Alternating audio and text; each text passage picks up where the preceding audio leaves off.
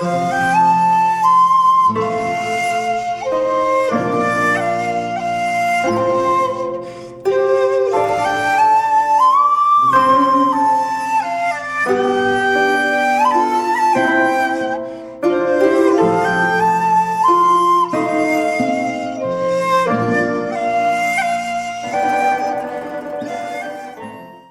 ఊరిలో రాజయ్య సరోజిని అనే పేద దంపతులు ఉండేవారు. వారికున్న 1 ఎకరం పొలాన్ని సాగు చేసుకుంటూ కుటుంబాన్ని పోషించేవారు. వారికి రాముడు, లక్ష్మి అనే 2 పిల్లలు ఉండేవారు. 2 యుక్త వయస్సుకు వచ్చారు. రాముడు ప్రతిరోజు తండ్రితో పాటు పొలానికి వెళ్లి పనిలో చేయూతనిచ్చి, లక్ష్మి మాత్రం తల్లితో పాటు ఊరిలో కూలీ పనులకు వెళ్లేది. అలా కష్టపడుతూ ఏదో సంసారాన్ని నెట్టుకొస్తున్నారు. అయితే తల్లిదండ్రికి మాత్రం కూతురు పెళ్లి సమస్యలా మారింది. సంబంధాలు ఎక్కడ చూడాలి, కట్నం డబ్బులు ఎక్కడ తేవాలి అని రోజూ మదన పడుతూ ఉండేవారు.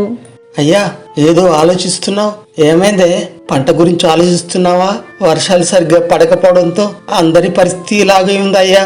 మన ఊళ్ళో అందరూ ఇలాగే ఉన్నారు. చూద్దాం, ఈ ఏడాది బాగానే పడుద్ది అనుకుంటా వర్షం. దిగులు పడకు అయ్యా, పొద్దు పైకెక్కింది, పద బోధిందాం. ఏం లేదురా రాముడు, అయినా నీకు తెలియంది ఏముందిరా. లక్ష్మి పెళ్ళి ఎట్టా చేయాలా అని ఆలోచిస్తున్నా. ఒక పక్క చూస్తేనేమో పంటలు లేవు, ఇంకో పక్క ఇంట్లో డబ్బులు లేవు. ఏం చేయాలో తెలియటం లేదురా. ఊళ్ళో అందరూ కూతురికి పెళ్లి కూడా చేయలేని రాజయ్య అని నవ్వుకుంటున్నారా.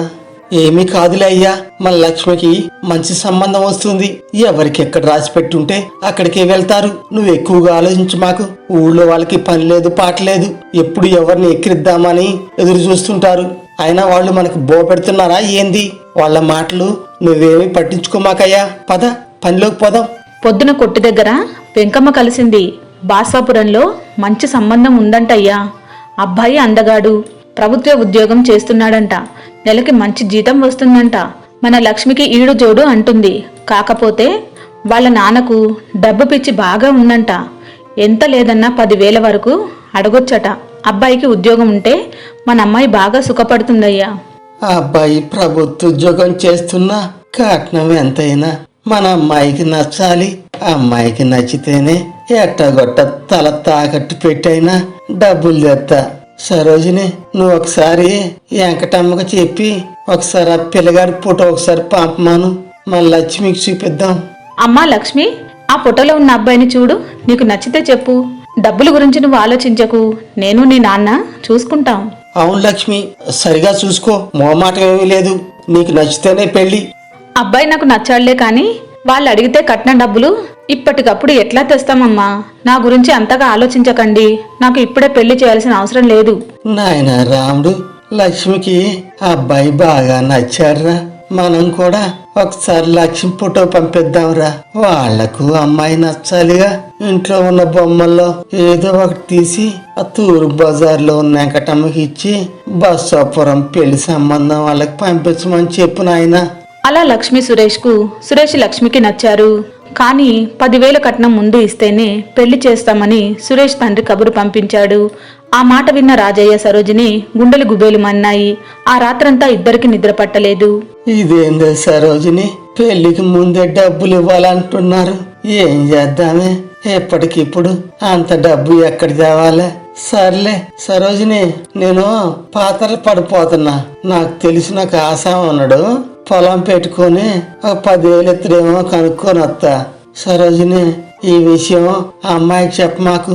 ఎప్పటికే మన బాధలు చూసి అది పెళ్ళొద్దంటుంది. అలా రాజయ్య కట్నం డబ్బుల కోసం పాతర్లపాడు బయలుదేరాడు. నడుస్తుండగానే మనసంతా పొలం గురించే ఉంది. ఇన్నాళ్ళు ఆ పొలాన్ని సొంత బిడ్డలా చూసుకున్నాడు. ఇప్పుడు అదే పొలం తాకట్టు పెట్టాల్సి రావడం అతని మనసును కలిచివేసింది. అయినా పోతే పోని, పొలం కూతురు చల్లగా ఉంటే చాలు. ఓ రాజయ్య, ఇంతలో ఆడిపోతున్నావా? అమ్మాయికి పెళ్ళిడు వచ్చింది, ఈడన్నా పప్పు అన్నం తినిపిస్తావా ఏంది? ఎట్టాగట్టా శుభకార్యం జరిపించి అత్యంతలో వేయించు. ఏందో ఇది కూడా భలేగుందిగా.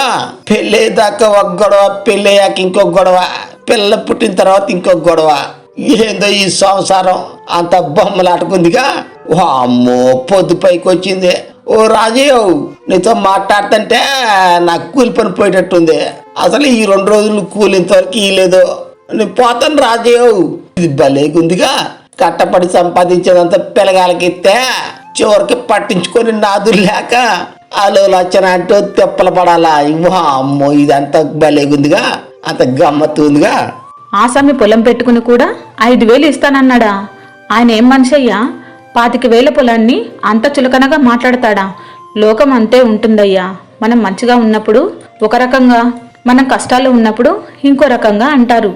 సరేలే అయ్యా, మన పొలం అంటే నీకు ప్రాణమని నాకు తెలుసు. వద్దులే అమ్మ, మాకు డబ్బులు ఇంకెక్కడన్నా చూద్దాం. మన రాముడు కూడా వాళ్ళ స్నేహితులని అడుగుతా అన్నాడు. పద, కాళ్ళు కడుక్కో, అన్నం పెడతా.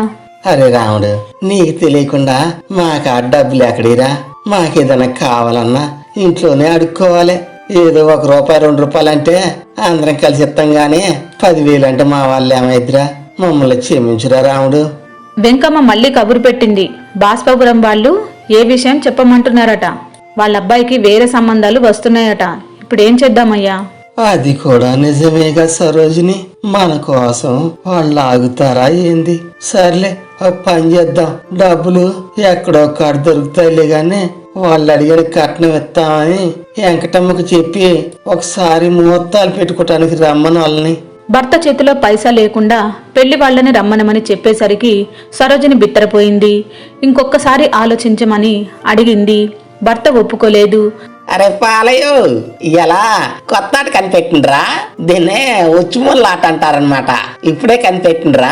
ఇప్పుడు ఏం చేయాలంటే, ఇదిగో ఈ భుజముల్ని ఈ తాన్ని యాప్ చెట్టుకి కట్టాలన్నమాట రా. మన మెడకి ఒంటికి బిర్రు కట్టుకోవాలన్నమాట. అంటే మన బంధం మనమే తీసుకున్నట్టురా. దేని లెంగే బంధనం అంటారా. బిర్రుగంటే బిర్రు కాదు, దొంగ చచ్చినోడు. అట కట్టుకున్నట్టు మా తాత అడిగిపోతావు. ఇప్పుడు మనం ఒకసారి దీన్ని గిర్రం తిప్పితే అదే తిరుగుద్దురా. ఇప్పుడు రంగం సిద్ధమైందిరా. ఇప్పుడు నువ్వు నన్ను గుండ్రకి తిప్పాలన్నమాట రా. పాలేదు దొంగ చచ్చినోడా. గుండ్రకి తిప్పరా అంటే అట్ట మిడి గుడ్లు వేసుకొని చూస్తారా బెత్తరాడా. తిప్పరా, అట్ట తిప్పాలా. అబ్బా, ఇట్ట తిరుగుతుంటే చమ్మగుందిరా. అత్తయ్య గారా, మామయ్య గారు, నేను డ్రర్ తిరుగుతానండి. రేపాలయ్య, నువ్వు కూడా ఇట్ట తిరుగురా. భలేగుంటుందిరా. నాకు ఊరు మొత్తం కనపడుతుందిరా. తాతగారు, ముత్తాతగారు, మీరు వందనాలండి. మీరు కూడా వచ్చి ఈ తాడికి ఊరి పెట్టుకొని తిరగండి. ఓయ్, మా బాబు గారు బొంగరం లెక్క బల్లె తిరుగుతుండగా అంతే తిరగండి బాబు గారు, అంతే తిరగండి. ఓ బాబు గారు, నేను కూడా అట్లా తమ్మర్లా తిరుగుతా బాబు గారు. నన్ను కూడా ఒకసారి చెట్టు కట్టండి బాబు గారు. నేను కూడా తమ్మర్లాగా బుర్రం తిరుగుతా బాబు గారు, బుర్రం తిరుగుతా. అవునరా, నిన్ను కూడా కట్టేత్తరా. రారా, వచ్చా ఈ ఉచ్చులో చిక్కురా. నిన్ను బిర్రుగా కట్టి గిర్రం తిప్పుతారా. ఒరి పోలయ్య, వీళ్ళంతా ఎవర్రా? ఆ బుర్రమేసాలైన మనవుల్లో ఎప్పుడు చూడలేదు గారా. అయినా నా అనుమతి లేకుండా మన బజార్కి ఎందుకు వచ్చారు వీళ్ళంతా? వాళ్ళు పెళ్ళోళ్ళు బాబు గారు. ఆ తాటాకులు రాజే బిడ్డనే వాళ్ళ అబ్బాయికి చేసుకుంటారంట బాబు గారు. ఇలా లగ్గం పెట్టుకోవటానికి వస్తున్నారంట బాబు గారు. అమ్మ బాబు గారు, ఇంకొంచెం చెప్పిన కట్నం 10,000 ఇస్తే కానీ పెళ్లి కప్పుకోలేదంట బాబు గారు. డబ్బుల కోసం రాజే అంతా ఊళ్ళో పిచ్చోలాగా తిరుగుతున్నాడు బాబు గారు. పిచ్చోలాగా తిరుగుతున్నట పాపం.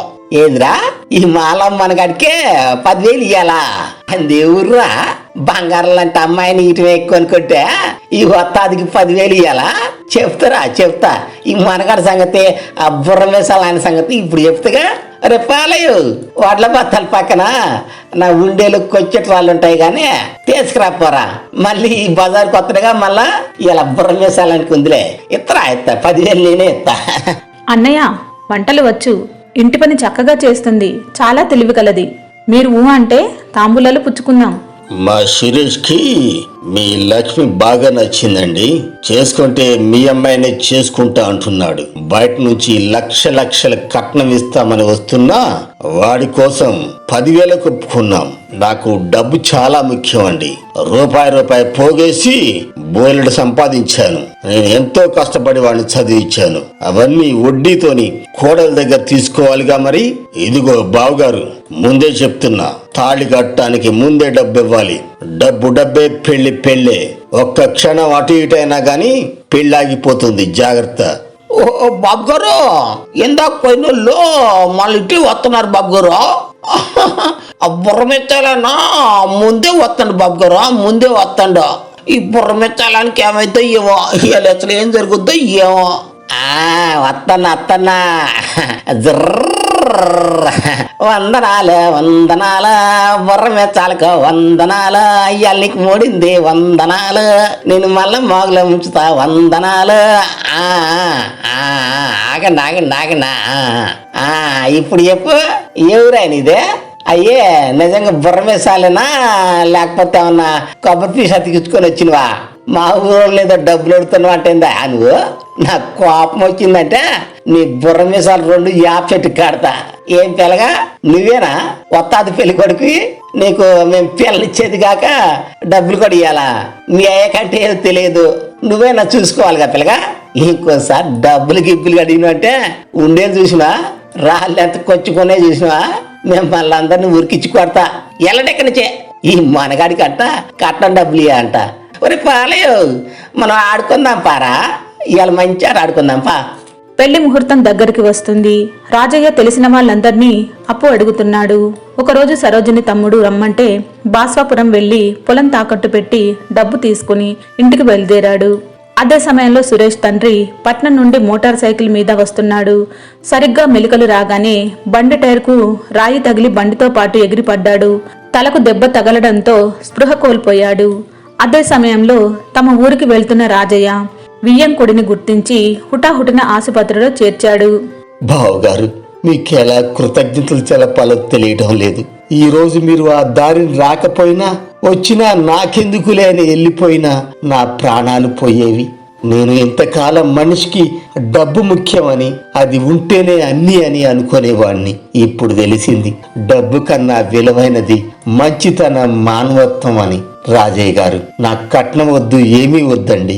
నేనే అన్ని ఖర్చులు భరించి నా ఇంటికి నా కోడలను తెచ్చుకుంటాను, కన్న బిడ్డల చూసుకుంటానండి. ఆ రాజయ్య గారు, నాదో చిన్న మనవి. నా కూతురికి మీ అబ్బాయి నచ్చిందంట. మీకు సమ్మతం అయితే ఇద్దరు పెళ్లి ఒకేసారి జరిపిద్దాం. ఏమంటారు బావగారు? అలా సురేష్ తండ్రి చెప్పగానే రాజయ్య చాలా సంతోషించాడు. ఒక శుభముహూర్తాన 2 పెళ్లిళ్లు ఘనంగా జరిపించాడు.